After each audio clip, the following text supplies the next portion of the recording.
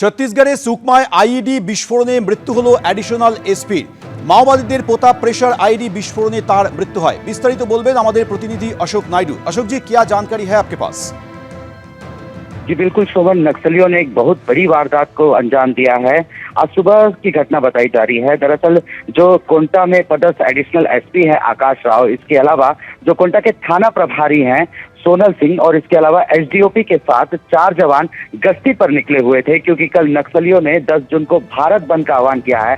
इसकी सुरक्षा के मद्देनजर आज सुबह यह टीम गश्ती पर निकली हुई थी और ये टीम पैदल निकली हुई थी। इसी दौरान नक्सली पहले से ही प्रेशर आईडी बम लगा के रखे हुए थे, जिसमें एडिशनल एसपी का पैर आ गया और ये जबरदस्त ब्लास्ट हुआ, जिससे मौके पर ही जो एडिशनल एसपी है वो शहीद हो गए। इसके अलावा जो थाना प्रभारी है, एसडीओपी है, इसके अलावा अन्य 2 जवान हैं, ये बुरी तरह से घायल हो गए हैं और घायलों का भी इलाज कोंटा अस्पताल में किया जा रहा है।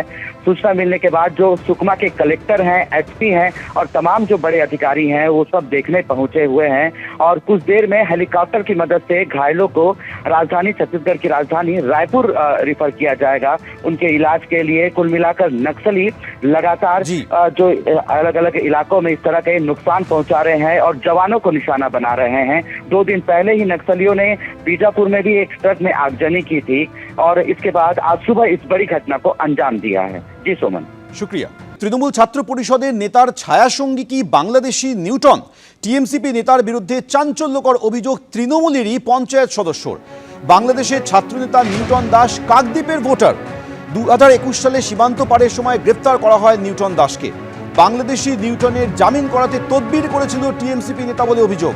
বাংলাদেশের পাসপোর্ট, ভারতের ভোটার, আধার কার্ড সহ তাকে গ্রেফতার করা হয়। 2021 সালে 3 মাস জেলবন্দির পর মুক্তি পান এই নিউটন দাস। টিএমসিপি নেতার রেস্তোরাঁ ব্যবসাতে পার্টনার ছিল নিউটন। চাঞ্চল্যকর অভিযোগ করেছেন তৃণমূলের পঞ্চায়েত সদস্য। প্রমাণ দিন, অভিযোগ উড়িয়ে পাল্টা দাবি করেছেন স্থানীয় টিএমসিপি নেতা। অর্থাৎ যে টিএমসিপি নেতার দোষর বলে মনে করা হচ্ছে এই নিউটন দাসকে, সেই টিএমসিপি নেতা দাবি করছেন যে প্রমাণ দিন যে আমার সঙ্গে তার যোগাযোগ ছিল। যদিও তৃণমূলের এক অন্য পঞ্চায়েত সদস্য এই চাঞ্চল্যকর অভিযোগ করেছেন যে তৃণমূল ছাত্র পরিষদ নেতার ছায়াসঙ্গী ছিল এই বাংলাদেশি নিউটন দাস।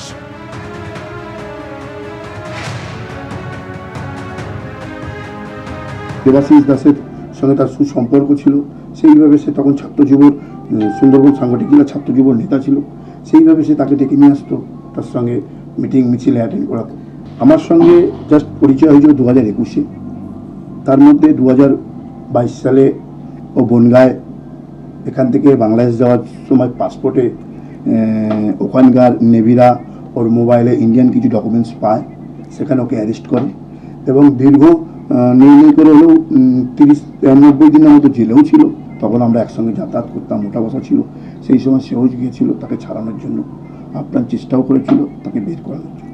জেল থেকে ছাড়া পাওয়ার পর উনি কাকদ্বীপে আসে। এখানে একটা রেস্টুরেন্টও খোলা হয়েছিল, যেটা উনি বিজনেস করেছিল পার্টনারশিপ হিসাবে, তার সঙ্গে ব্যবসাও করেছিল। আমি 22-এর পর থেকে আপাতত এইরকম পরিস্থিতি দেখে, এরকম সমস্ত খারাপ পরিস্থিতি দেখে আমি এখান থেকে নিজে থেকে সেফ সাইড হয়ে যাই। আর কবে গেছে, কীভাবে গেছে জানা নেই, কিন্তু আনুমানিক মনে হয় 2023।